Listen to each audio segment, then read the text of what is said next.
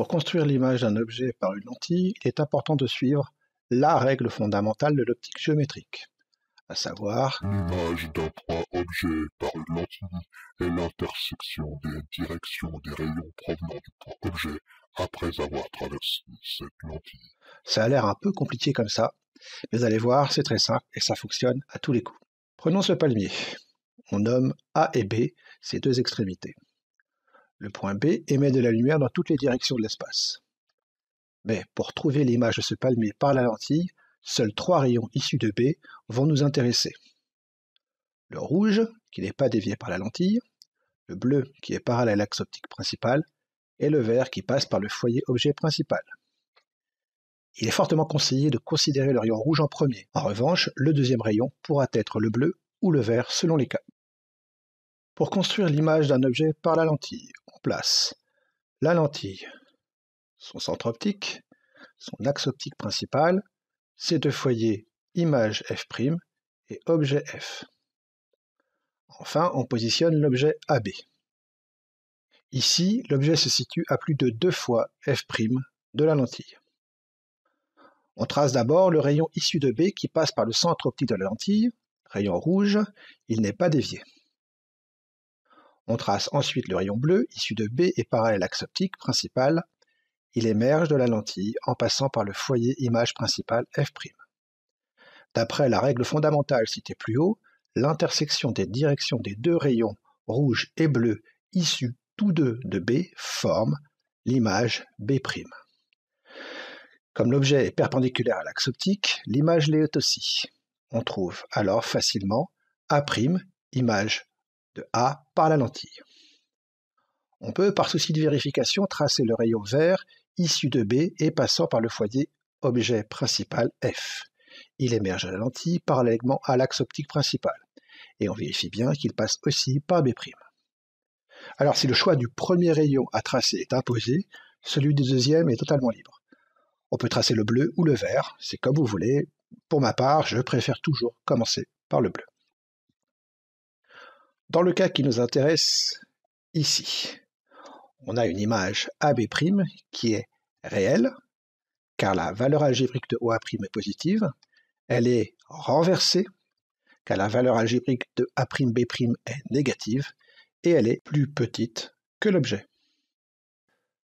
Plaçons maintenant l'objet dans le plan focal objet πf de la lentille. On trace le rayon rouge, puis le bleu, et on se rend compte que les directions des deux rayons sont parallèles. Il n'y a donc a priori pas d'image A'B' de AB par la lentille. Mais, si on place notre œil ici, on peut voir, à travers la lentille, et en continuant la direction des rayons, l'image A'B' de AB par la lentille. On obtient une image A'B' qui est virtuelle, car la valeur algébrique de OA' est négative, située très loin devant la lentille, droite, car la valeur algébrique de A'B' est positive, et plus grande que l'objet.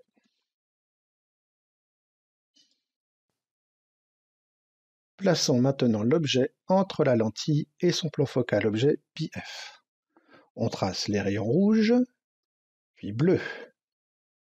Cette fois, les directions des deux rayons émergents se coupent en B', image de B par la lentille, et on trouve la position de l'image A'B' de AB par la lentille. On peut observer cette image toujours à travers la lentille en plaçant notre œil ici. Cette image A'B' est virtuelle, car la valeur algébrique de OA' est négative, située devant la lentille, toujours pour la même raison, droite, car la valeur algébrique de A'B' est positive, et plus grande que l'objet. Vous me voyez venir? Eh oui, dans ce cas, on utilise la lentille convergente, comme une loupe. Que se passe-t-il lorsque c'est l'objet qui est à l'infini, c'est-à-dire très loin devant la lentille?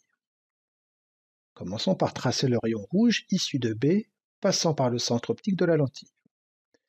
Puis, le plan focal image πf'. Comme l'objet est très loin devant la lentille, on peut admettre que tous les rayons issus de B atteignent la lentille en étant parallèles entre eux, et en particulier parallèles au rayon rouge. Or, comme on l'a vu dans la partie précédente, tous les rayons incidents parallèles entre eux vont émerger de la lentille en convergeant vers le même point du plan focal image. Ici, ce point n'est autre que l'image B' de B par la lentille. Ainsi, l'image A'B' par une lentille d'un objet à l'infini se forme toujours dans le plan focal image de cette dernière. Dans ce cas, on a une image A'B' qui est réelle, car la valeur algébrique de OA' est positive, située dans le plan focal image, c'est-à-dire valeur algébrique de OA' égale F', renversée, car la valeur algébrique de A'B' est négative, est plus petite que l'objet.